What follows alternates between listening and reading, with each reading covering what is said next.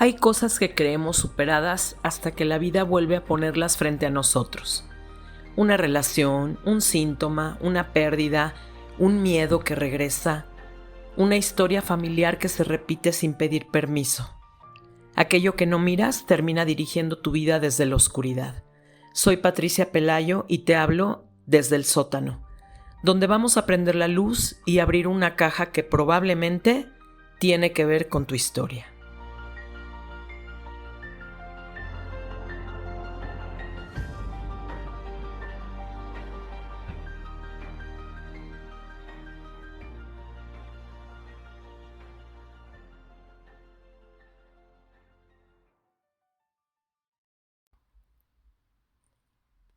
Siempre pensé que el problema era mi papá.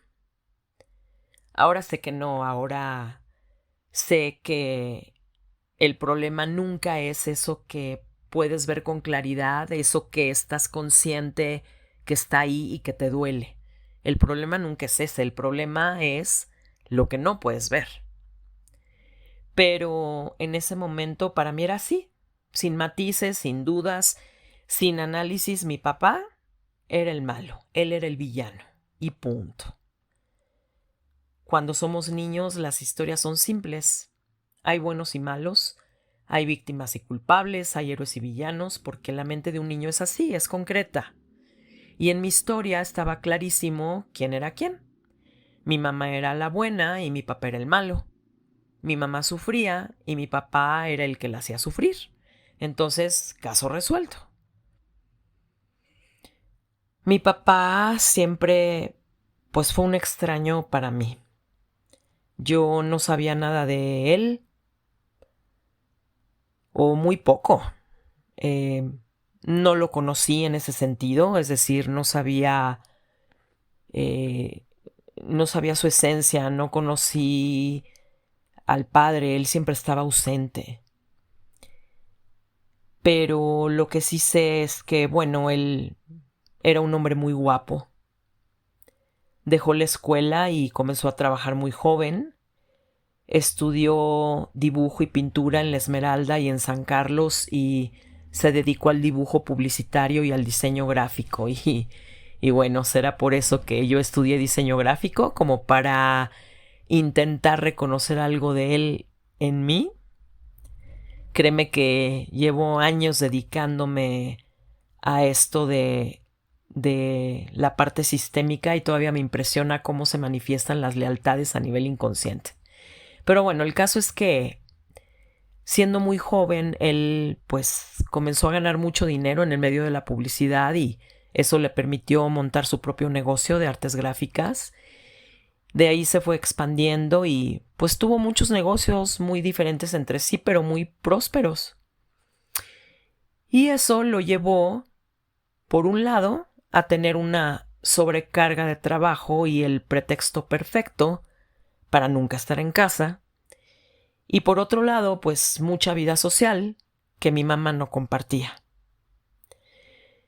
Y poco a poco el alcohol fue ganando terreno y el alcohol se ocupó del resto. Mi padre fue alcohólico y, aunque nunca lo reconoció, él no pudo estar presente en mis 15 años porque no podía levantarse de la cama por una congestión alcohólica. Y en ese mismo año, uno de mis hermanos cumplía 21 años. Y me acuerdo muy bien que días después de mi fiesta, cuando él se recuperó, un día llegué de la escuela a comer y ahí estaba mi papá sentado en la mesa y, bueno, fue una gran sorpresa porque eso nunca sucedía, pero nos tomó de la mano a mi hermano y a mí y nos dijo a los dos: les juro que por tus 15 años y por tus 21 no vuelvo a probar una gota de alcohol. Y lo cumplió. ¿Cómo? No tengo la menor idea, porque para variar nunca lo dijo y nunca lo vimos, pero lo cumplió. Y mientras todo eso sucedía, pues yo veía a mi mamá todos los días encerrada en su recámara, deprimida, durmiendo, y veía a mi papá llegar tarde o no llegar. Y cuando llegaba, la casa cambiaba completamente. No, es algo que no sé cómo explicar porque no había gritos, no había pleitos, no había portazos, no había reclamos, eso no existía.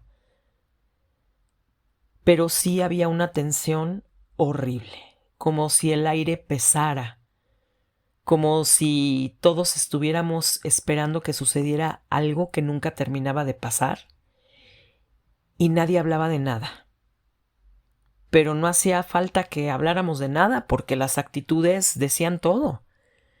Y yo vivía enojada sin saberlo, pero vivía enojada porque me daba rabia mirar a mi mamá ahí, quieta, muda, invisible, incapaz.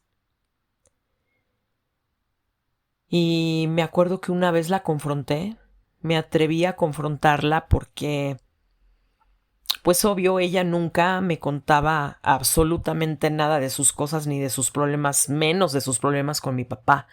Nunca escuché a mi mamá hablar mal de mi papá o decir algo malo de él, jamás.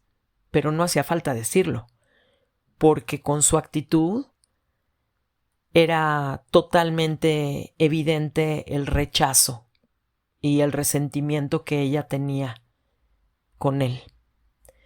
Entonces me atreví a decirle, pero ¿por qué no lo dejas? O sea, ¿por qué te quedas? Recuerdo que muchas veces en las noches mi mamá se metía a mi cuarto a dormir conmigo en vez de quedarse en su recámara. Entonces yo podía mirar su dolor, yo podía mirar que ella ya no podía con la situación, ¿no?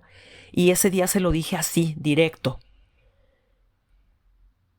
Y yo tenía una amiga que sus papás se habían divorciado y su mamá vendía ropa y la vendía en su casa.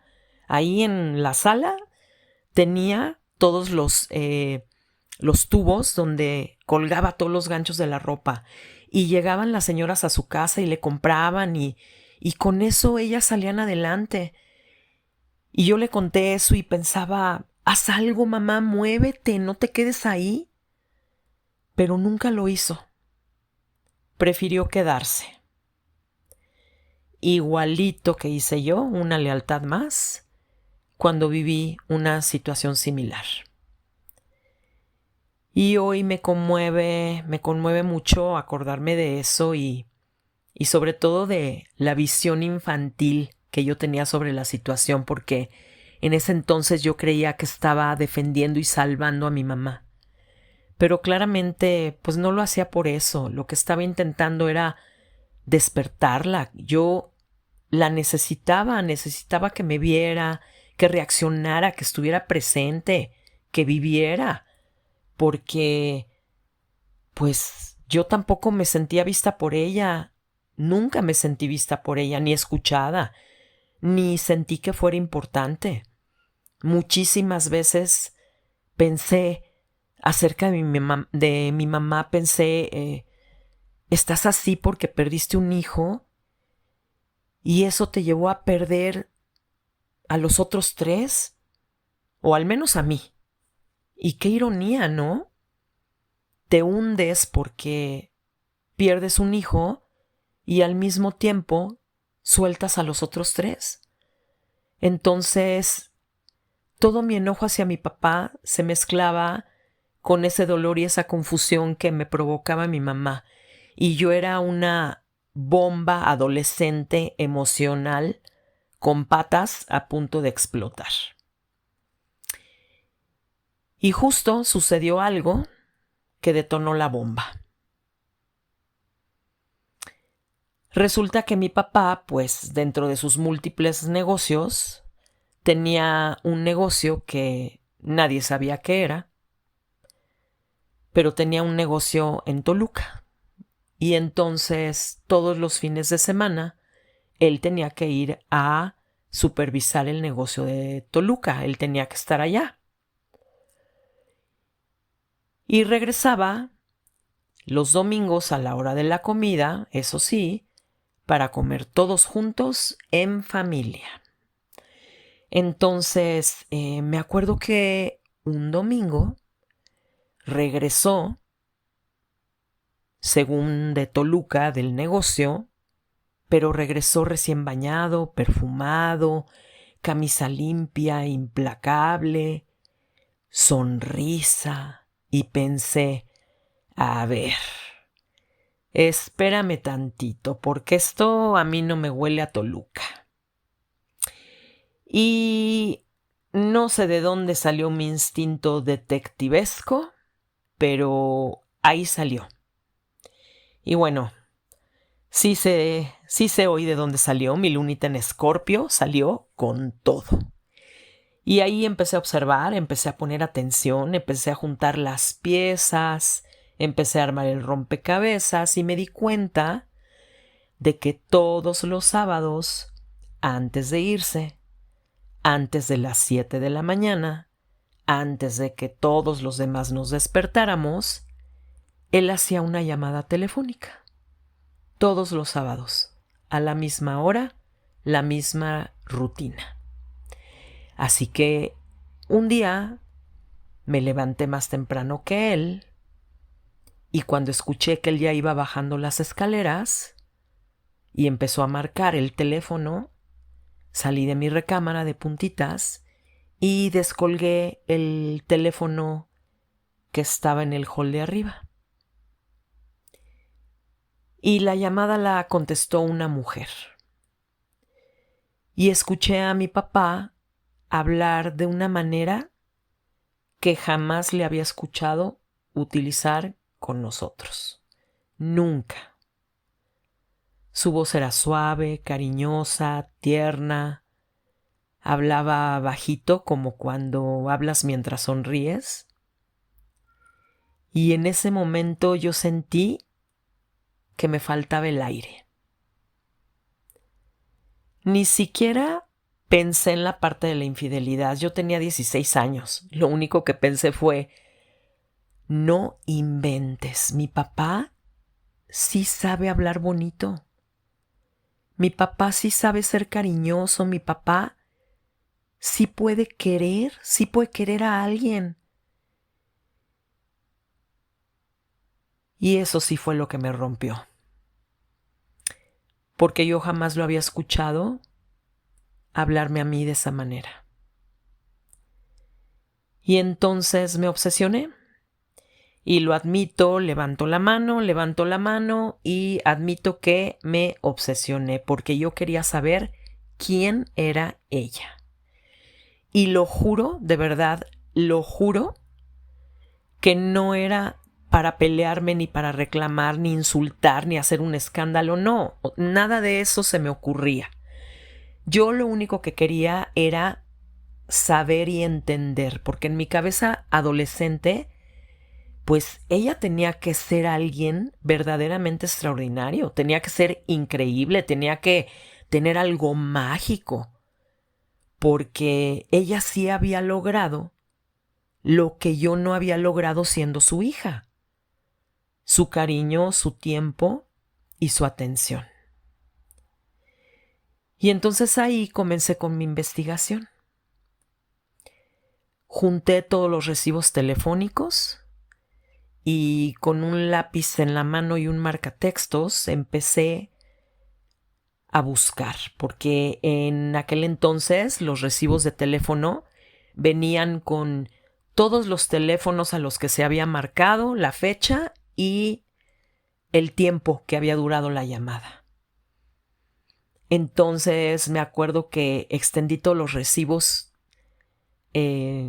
arriba de mi cama y empecé a buscar sábado, empecé a usar el marcatextos hasta que, bingo, di con el teléfono que se repetía. Encontré el número. Y entonces entró en escena mi amigo el cactus. Y aquí es donde la historia se empieza a tornar un poco ridícula y graciosa porque Si yo la hice de Sherlock Holmes, él la hizo de James Bond. Yo me acuerdo que le llamé a él porque su papá trabajaba en Telmex. Y bueno, pues se me ocurrió que a lo mejor con el número telefónico habría una manera de encontrar el nombre de la persona y la dirección, porque pues imagínate buscar en el directorio telefónico. El teléfono pues era una misión imposible, ¿no? Entonces pues le hablé a mi amigo y no le conté los detalles, pero solamente le dije, ¿sabes qué? Esto es importante para mí. Quiero ver si hay alguna manera de que con un teléfono, con un número telefónico, saber el nombre y la dirección de la persona. Y me dijo, no, pues no tengo idea, pero pues déjame preguntarle a mi papá y pues yo te aviso. Y bueno, pues no me quedé como que muy optimista, pero dije, ok, pues vamos a ver qué pasa. No tengo otra manera de hacerlo, ¿no? Entonces, 2 días después me llamó y me dijo, ya tengo el nombre y ya tengo la dirección. Y yo casi me da algo de la emoción en ese momento. Entonces le pregunto qué pasó y pues resulta que él mismo fue el que la llamó, haciéndose pasar por el empleado de una florería y con una habilidad que hasta el día de hoy me sigue impresionando, consiguió que la mujer le diera el nombre completo y la dirección. Angélica. Y yo estaba fascinada porque por fin podía ponerle un nombre. Entonces lo primero que hice fue que me metí al despacho de mi papá, agarré una de sus tarjetas de presentación y en la parte de atrás escribí mi nombre completo: Patricia Pelayo Pinillos. Por un lado, como diciendo, tengo una mamá. Y por otro lado, como diciendo, si tú existes, yo también. Y entonces me fui a buscarla a su casa con mi prima Rosy, que era mi cómplice oficial en todas las locuras adolescentes. Llegamos y era un edificio de departamentos y toqué la puerta. Y toqué. Y toqué. Y volví a tocar y nunca me abrió. Así que metí la tarjeta por debajo de la puerta y nos fuimos. Y obvio, pues yo ya sabía que iba a haber una reacción por parte de mi papá. Y efectivamente, unas horas después, mi papá regresó de Toluca, todo sacado de onda.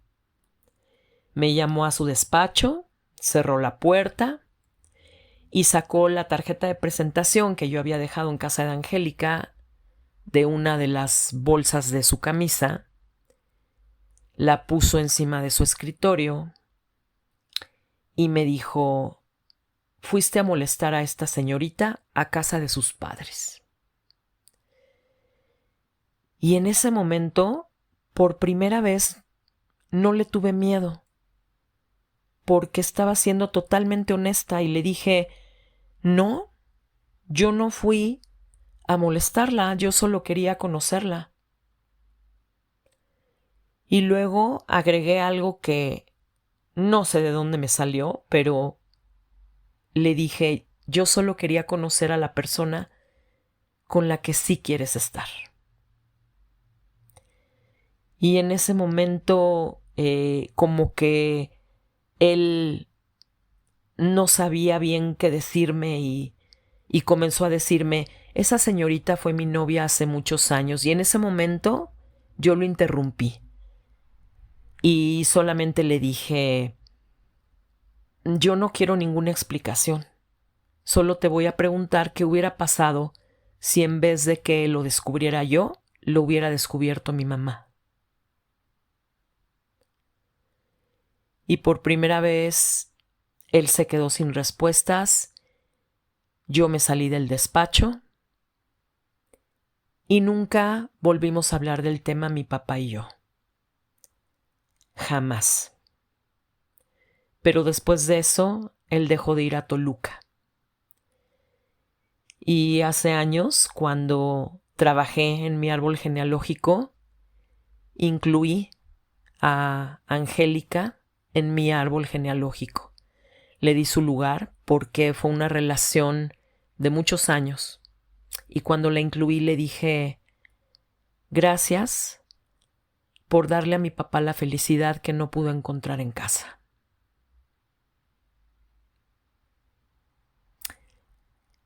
Años fueron los que pensé que esa historia demostraba que yo tenía la razón. Que mi papá era el egoísta, el villano, que mi papá era el irresponsable, que mi papá había destruido a la familia. Pero resultó que después de su muerte empecé a encontrar piezas del rompecabezas que yo no conocía. Fue cuando descubrí que su papá lo había abandonado, que había crecido con muchos vacíos, que se había sentido excluido, y de repente esa figura, ese concepto que yo tenía de él, del villano, se empezó a parecer más a un niño herido. No sé si hablar de reconciliación, porque creo que nunca existió una reconciliación entre mi papá y yo al 100%. No fue algo que sucediera de golpe, no fue algo mágico, no fue una iluminación como en las películas. Fue más bien un proceso muy lento. Cuando yo regresé a vivir a casa de mis papás, después de 10 años de casada, cuando me separé del padre de mis hijos, y ahí encontré a otro hombre muy diferente al que había sido mi papá. Me encontré con un hombre cansado, con un hombre muy vulnerable, desde luego menos arrogante, un hombre que en muchas ocasiones intentó acercarse a mí y tengo que ser honesta porque muchas veces fui yo la que no abrió la puerta o la abrió apenas lo suficiente como para intentar comenzar con una comunicación que nunca habíamos tenido. Porque yo todavía seguía mirándolo como el villano y no como el ser humano. Después llegó el cáncer y todo cambió. Un día, estando en el hospital, mientras le drenaban el líquido que se le acumulaba en el abdomen, me tomó de la mano y me dijo, prométeme una sola cosa, que no me vuelves a traer al hospital. Me ponga como me ponga, no me vuelves a traer a un hospital. Quiero morir en mi casa, quiero morir tranquilo. Y le cumplí su deseo. Un día antes de que él falleciera lo vi muy agitado y le pregunté por qué estaba así. Y me dijo con una cara muy angustiada, con una expresión muy angustiada, que estaba viendo a las muertas de Juárez y no entendía por qué estaba viendo eso. Pero yo sí entendí. Yo sabía que él ya estaba viendo algo que nosotros no podíamos ver y que se estaba despidiendo. Y él se fue al día siguiente como él quiso, en su casa, con su familia, acompañado. Y yo pensé que el propósito de esta historia era descubrir quién tenía la culpa, quién era el villano. Pero hoy creo que el propósito era otro, era comprender. Porque siempre llega un momento en tu vida en el que entiendes que tus padres no fueron ni héroes ni villanos, solo fueron seres humanos, con sus heridas, con sus pérdidas, sus carencias, sus vacíos, con sus cajas que ellos tampoco pudieron abrir. Crecer no consiste en descubrir quién tuvo la culpa, crecer consiste en dejar de buscar culpables y empezar a mirar historias. Porque cuando dejas de mirar al villano, por fin puedes ver a la persona, y cuando ves a la persona, algo dentro de ti empieza a sanar. Papá, durante muchos años te juzgué y te juzgué de una manera muy severa por todo lo que no me diste. Hoy puedo verte, si no totalmente completo, al menos sí puedo mirar muchas partes de ti que antes no podía. Y aunque hubo cosas que me dolieron profundamente, hoy te doy las gracias por lo que sí pudiste darme. Gracias por la vida y sobre todo, gracias por quedarte. Y gracias por tu historia, porque con todas sus luces y sombras, con todo su amor y desamor, de esa historia vengo yo. Y a ti también te doy las gracias por acompañarme a abrir la caja del villano. Si hoy piensas en alguien a quien todavía culpas de algo, tal vez esta caja también es para ti.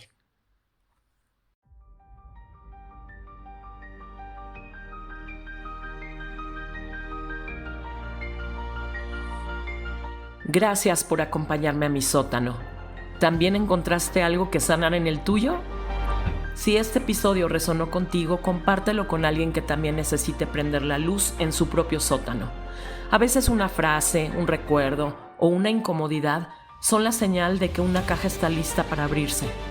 Y si quieres seguir bajando conmigo, suscríbete al podcast y acompáñame en el próximo episodio, porque todavía quedan muchas, pero muchas cajas por abrir. Yo soy Patricia Pelayo desde El Sótano, el podcast que baja donde otros no se atreven. Sígueme en Instagram y en Facebook en Alternativas Terapéuticas.